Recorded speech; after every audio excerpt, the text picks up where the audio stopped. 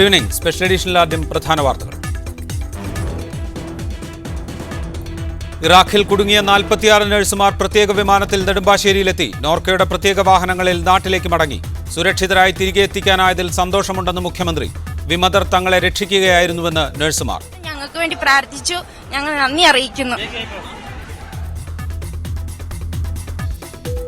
Lok Sabha speaker വിളിച്ച സർവകക്ഷി യോഗത്തിൽ വിലക്കയറ്റം ചൂണ്ടിക്കാട്ടി പ്രതിപക്ഷ പ്രതിഷേധം.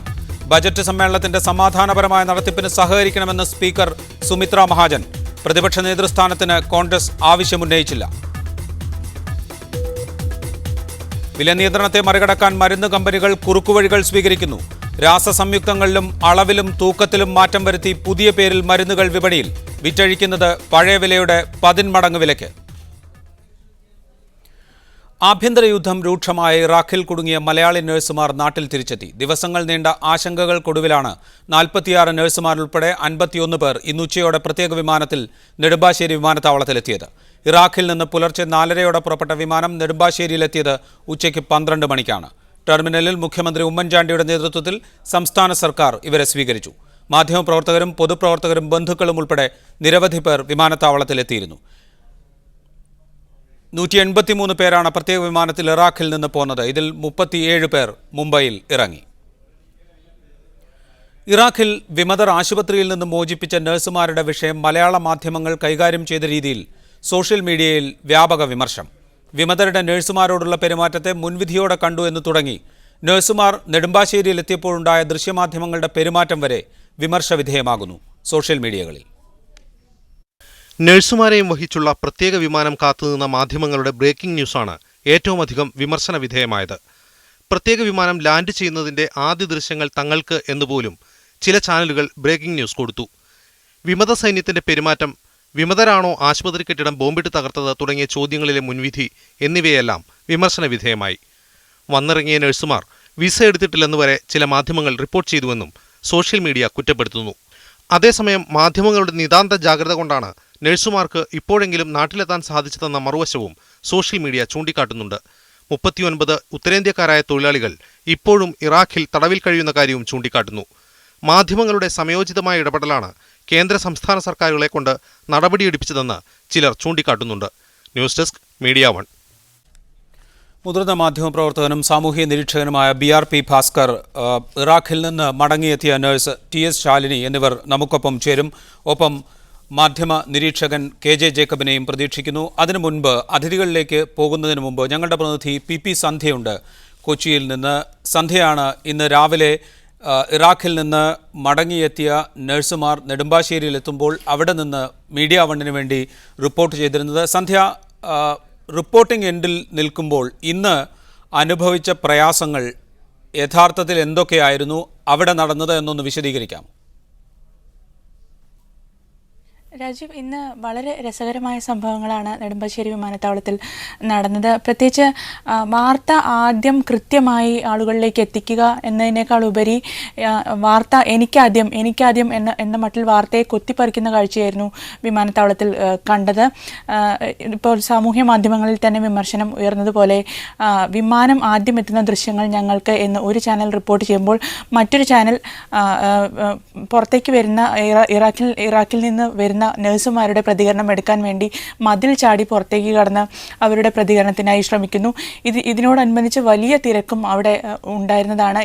ഈ കാഴ്ചകളൊക്കെ കാണാൻ വേണ്ടി പൊതുജനങ്ങളടക്കം തിങ്ങിക്കൂടിയിരുന്നു നെടുമ്പാശ്ശേരി വിമാനത്താവളത്തിൽ.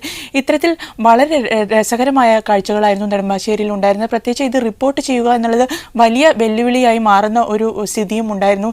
ഇത്തരത്തിൽ ചാനലുകാർ തമ്മിലുള്ളൊരു മത്സരത്തിൻ്റെ ഭാഗമായി വനിതാ മാധ്യമ പ്രവർത്തകർക്കടക്കം വലിയ ബുദ്ധിമുട്ടുകളാണ് അവിടെ സഹിക്കേണ്ടി വന്നത്. പ്രത്യേകിച്ച് ഇത് കൃത്യമായി റിപ്പോർട്ട് ചെയ്യുക, കൃത്യമായി വലിയ തിരക്കുകളില്ലാത്ത രീതിയിൽ റിപ്പോർട്ട് ചെയ്യുക എന്നുള്ളത് വലിയ വെല്ലുവിളിയായി മാറുന്ന കാഴ്ചയായിരുന്നു നെടുമ്പാശ്ശേരി വിമാനത്താവളത്തിൽ കണ്ടത്. രാജീവ്. സന്ധ്യ, ഇത്തരം വലിയ സംഭവങ്ങൾ, ഇറാഖിൽ നിന്ന് 46 നഴ്സുമാർ അവിടുത്തെ ആഭ്യന്തര യുദ്ധത്തിൻ്റെ സാഹചര്യത്തിൽ മടങ്ങിയെത്തുന്നു. അവരെ സ്വീകരിക്കാൻ വലിയ ക്രമീകരണങ്ങൾ ഉണ്ടാക്കുന്നു. അത് റിപ്പോർട്ട് ചെയ്യപ്പെടേണ്ടത് തന്നെയാണ്.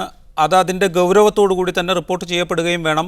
ആ നഴ്സുമാർ എന്തു പറയുന്നു എന്നറിയാൻ കേരളത്തിലെ ആളുകൾക്ക് താല്പര്യമുണ്ടാവുകയും ചെയ്യും. അതിനപ്പുറത്ത് ഇതിനുള്ളൊരു വലിയ മത്സരവും വലിയ ആവേശവും അതാണോ പ്രശ്നങ്ങൾ സൃഷ്ടിക്കുന്നത്? ആദ്യം എത്തിക്കുക എന്നതിനപ്പുറത്തേക്ക് അവിടെ മാധ്യമപ്രവർത്തകരുടെ ഭാഗത്തു നിന്നുണ്ടാകുന്ന അമിതമായ ആവേശം അതാണോ പ്രശ്നമുണ്ടാക്കുന്നത്? തീർച്ചയായും രാജീവ്, ഈ ഒരു അമിതമായ ആവേശവും അമിതമായ മത്സരവും തന്നെയാണ് ഈ പ്രശ്നങ്ങളെല്ലാം സൃഷ്ടിച്ചത്. ഞാൻ നേരത്തെ പറഞ്ഞതുപോലെ ഇത് ആദ്യം എത്തിക്കുക എന്നുള്ളതായിരുന്നില്ല വിഷയം. ഇത് എനിക്ക് എക്സ്ക്ലൂസീവായി കിട്ടുക, അല്ലെങ്കിൽ ഇതിൽ നിന്ന് എന്തെങ്കിലും എക്സ്ക്ലൂസീവായി എനിക്ക് കൊടുക്കാൻ കഴിയുക എന്നുള്ള തരത്തിലായിരുന്നു മാധ്യമപ്രവർത്തകർ അവിടെ വീറും വാശിയും പ്രകടിപ്പിച്ചത്. ഞാൻ നേരത്തെ പറഞ്ഞതുപോലെ തന്നെ വിമാനത്താവളത്തിൻ്റെ പുറത്ത്, അതായത് യാത്രക്കാരെ സ്വീകരിക്കാനായി എത്തുന്ന ബന്ധുക്കൾക്ക് നിൽക്കാൻ വേണ്ടി ഒരുക്കിയിരുന്ന സ്ഥലത്തായിരുന്നു മാധ്യമപ്രവർത്തകരെ സുരക്ഷാ ഉദ്യോഗസ്ഥർ നിർത്തിയിരുന്നത്. ഇവിടെ എല്ലാവർക്കും നിരന്ന് നിന്നുകൊണ്ട് പ്രതികരണം എടുക്കാനുള്ള സാവകാശവും സൗകര്യവും ഉണ്ടായിരുന്നതാണ്. പക്ഷേ ഇതിൻ്റെ ഇടയിലാണ് ഒരു ചാനൽ പ്രവർത്തകൻ പെട്ടെന്ന് ഈ മതിൽ ചാടിക്കടന്നുകൊണ്ട് അകത്തേക്ക് പോയി ഈ നഴ്സുമാരുടെ പ്രതികരണം എടുക്കാനായി ശ്രമിക്കുന്നത്. ഇത് കണ്ട ഉടൻ മറ്റ് ചാനലുകാരും കൂടി ഇതിൻ്റെ അടുത്തേക്ക് ചാടിക്കടക്കാൻ ശ്രമിക്കുന്നു. ഇതോടുകൂടി അവിടെ വലിയ ബഹളം നടക്കുന്നു. എല്ലാ മാധ്യമപ്രവർത്തകരും ഈ മതിൽ ചാടിക്കടക്കേണ്ട ഒരു സ്ഥിതിയിലേക്ക് എത്തുന്നു. ഇതായിരുന്നു അവിടെ നടന്നത്. പ്രത്യേകിച്ച് എന്നെപ്പോലുള്ള വനിതാ മാധ്യമപ്രവർത്തകരടക്കമുള്ളവർ അവിടെ നിന്നിരുന്നതാണ്. എനിക്ക് പിറകിൽ വലിയൊരു ജനക്കൂട്ടമുണ്ടായിരുന്നു. ഇത് കാണാനായി, ഈ കാഴ്ചകളൊക്കെ കാണാൻ വേണ്ടി പൊതുജനങ്ങളടക്കം പൊതുപ്രവർത്തകരടക്കം എത്തിയിരുന്നു. അപ്പോൾ ഇത്തരത്തിലൊരു തിക്കും തിരക്കും ഉണ്ടായപ്പോൾ ഈ ജനങ്ങളൊക്കെ കൂടി മാധ്യമപ്രവർത്തകരുടെ ദേഹത്തേക്ക് തള്ളിക്കയറുന്ന സ്ഥിതി കൂടി അവിടെ ഉണ്ടായി. ഇത്തരത്തിൽ വലിയ ദുഷ്കരമായ രീതിയിലായിരുന്നു ഇന്നത്തെ റിപ്പോർട്ടിംഗ്. രാവിലെ മുതൽ ഉച്ച വരെ ഉള്ള റിപ്പോർട്ടിംഗ് വളരെ ദുഷ്കരമായ രീതിയിൽ തന്നെയായിരുന്നു രാജീവ്. റൈറ്റ്. പി പി സന്ധ്യ, നന്ദി വിവരങ്ങൾ നൽകിയതിന്. ശ്രീ BRP ഭാസ്കർ, താങ്കളിലേക്ക് ഞാൻ വരാം. ദയവായി ക്ഷമിക്കുക. അതിനു മുൻപ് ശാലിനിയിലേക്ക് ഒന്ന് പോകേണ്ടതുണ്ട്. ശാലിനി, തിക്രിത്തിൽ സുന്നി വിമതർ അവരുടെ സ്വാധീനം ഉറപ്പിച്ച സമയം മുതൽ ഇന്ന് ഇവിടെ എത്തുന്നത് വരെ നിങ്ങൾ അനുഭവിച്ച വിഷമങ്ങൾ, നിങ്ങൾക്ക് അതിഭയാനകമാം വിധത്തിലുള്ള പ്രയാസങ്ങൾ നേരിട്ടിട്ടുണ്ടോ? അതേക്കുറിച്ച് ഒന്ന് ചുരുക്കി പറഞ്ഞാൽ കൊള്ളാം. അങ്ങനെ ചോദിച്ചാൽ പിന്നെ അവരാണ് ഞങ്ങൾക്ക് ഒരുപാട് ഹെൽപ്പ് ചെയ്തിട്ടുണ്ട്. പിന്നെ ഇവർ മുഖം മൂടി വന്നുകൊണ്ട് ഞങ്ങൾക്ക് ഇച്ചിരി ഭയമുണ്ടായിരുന്നു. തോക്കൊക്കെ കയ്യിലുണ്ടിരിക്കുന്നതുകൊണ്ട് ഞങ്ങൾക്ക് ഒത്തിരി ഭയമുണ്ടായിരുന്നു. അത് അല്ലാതെ അവരുടെ സൈഡിൽ നിന്ന് ഞങ്ങൾക്ക് അല്ലാതെ ദേഹോപദ്രവം ഒന്നും ഞങ്ങൾക്ക് ഉണ്ടായിട്ടില്ല. പിന്നെ ഞങ്ങളെ ഇവിടുന്ന് ഹോസ്പിറ്റലിൽ നിന്ന് വേറെ എടുത്തോട്ട് കൊണ്ടുപോയപ്പം ഒരു ഗോഡൗണിൽ കൊണ്ടിട്ടപ്പം ഞങ്ങൾക്ക് വല്ലാതൊരു ഫീൽ ചെയ്തു. ഞങ്ങൾക്ക് ഇനി തിരിച്ചു വരാൻ പറ്റാത്തൊരവസ്ഥയായിരുന്നു അവിടെ നിന്നപ്പോൾ ഫീൽ ചെയ്തത്. ശാലിനി, വീട്ടിലേക്ക് വിളിക്കാനൊക്കെ സൗകര്യമുണ്ടായിരുന്നോ?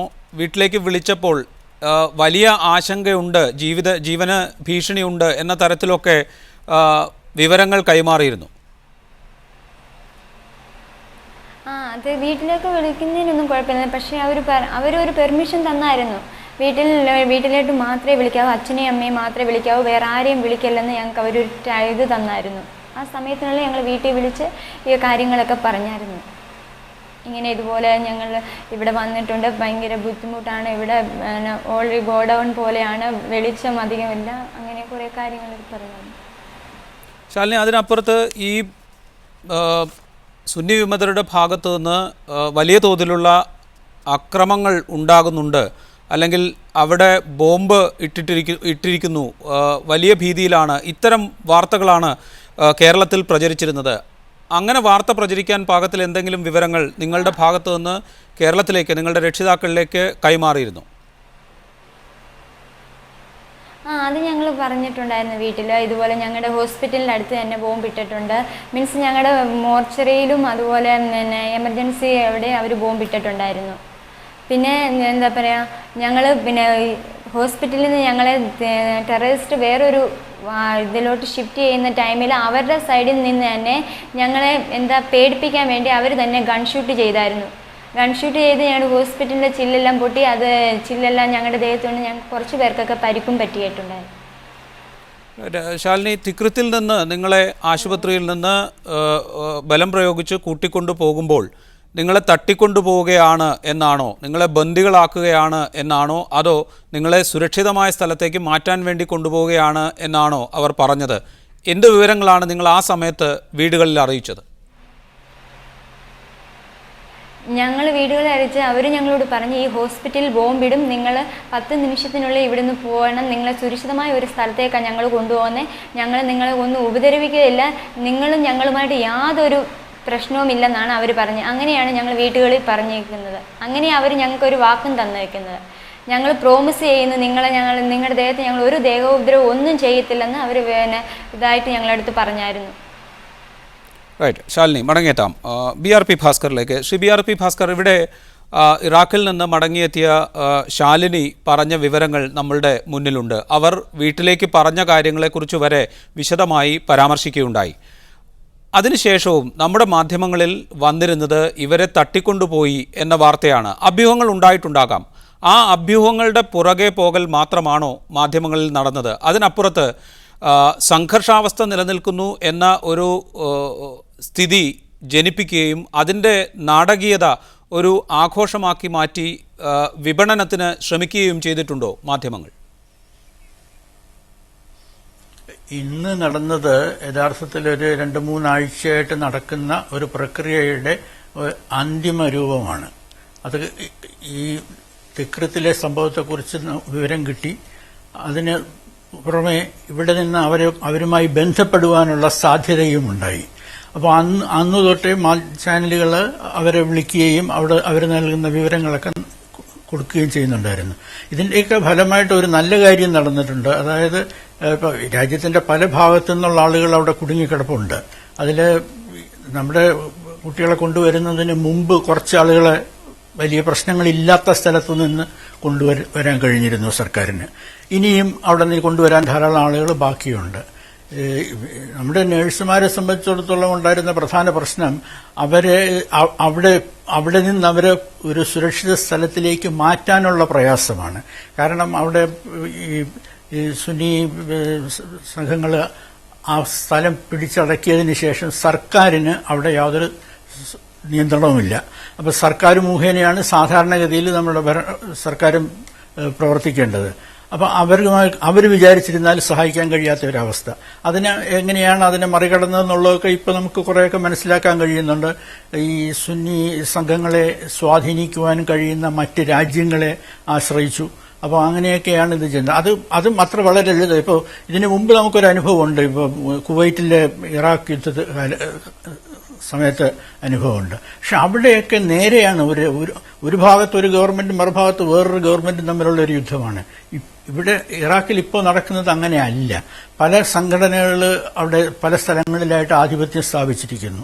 ഇവരെ കൊണ്ടുവരാനായിട്ട് തന്നെ ഈ സുന്നികളുടെ പ്രദേശത്ത് നിന്ന് പുറത്തു കൊണ്ടുവന്ന് പിന്നെ കുർദിസ് ആളുകളുടെ നിയന്ത്രണത്തിലുള്ള സ്ഥലത്ത് കൊണ്ടുവന്ന് ഒക്കെയാണ് ഒടുവിൽ ഈ വിമാനത്താവളത്തിൽ എത്തിക്കാൻ കഴിഞ്ഞത്. അപ്പം ഇങ്ങനെയൊക്കെയുള്ള സാഹചര്യം ഉള്ളപ്പോൾ ഒരു നല്ല കാര്യം നടന്നിരിക്കുന്നത് മാധ്യമങ്ങളുടെ ഇടപെടലിന്റെ ഫലമായിട്ട് മറ്റ് ഇന്ത്യയിൽ നിന്നുള്ള ആളുകളുടെ പ്രശ്നത്തിലുണ്ടായതിനേക്കാൾ കൂടുതൽ ശ്രദ്ധ കേരളത്തിൽ നിന്നുള്ള നഴ്സുമാരുടെ കാര്യത്തിൽ പതിഞ്ഞു. അത് കേരളത്തിൽ പതിഞ്ഞു. കേരളത്തിലെ മാധ്യമങ്ങൾ അത് ചെയ്തതിന്റെ ഫലമായിട്ട് ദേശീയ മാധ്യമങ്ങൾ അത് ഏറ്റെടുത്തു. പക്ഷെ ഇതിന്റെ ഇടയിൽ ഒരുപാട് കാലം കഴിഞ്ഞിരിക്കുന്നു എന്ന് നാം ആലോചിക്കണം. ഈ 2-3 ആഴ്ച കാലം അവരവിടെ കഴിഞ്ഞു. അപ്പൊ ഒരു സംഘർഷഭരിതമായ സ്ഥലത്ത് ആളുകൾ കുടുങ്ങാനുള്ള സാധ്യതയുള്ളപ്പോൾ ഭരണകൂടം നേരത്തെ മുന്നറിയിപ്പ് നൽകണം. അവിടെ ഉള്ള ആളുകളെടുത്ത് സുരക്ഷിതമായ സ്ഥലത്തേക്ക് നീങ്ങാൻ പറയണം. അങ്ങോട്ട് ഇനി ആരും പോകരുതെന്ന് പറയണം. അങ്ങനെയൊക്കെയുള്ള ഉപദേശങ്ങളൊന്നും കൊടുത്തതായിട്ട് എനിക്ക് അറിയുന്നില്ല. പക്ഷെ നമ്മുടെ ആളുകൾ ഇവിടുന്ന് ചാനലുകൾ അവർ നഴ്സുമാരുമായി ബന്ധപ്പെട്ടപ്പോൾ തന്നെ ആദ്യ ദിവസങ്ങളിൽ അവരെല്ലാവരും പറയുന്നത് കേട്ടു, ശമ്പളത്തിന്റെ കുടിശ്ശിക കിട്ടാനുണ്ട്, അതൊന്നും കിട്ടാതെ ഇവിടുന്ന് വരാൻ പറ്റില്ല എന്നുള്ളത്. അത് അവരുടെ ഒരു വ്യക്തിപരമായ ഒരു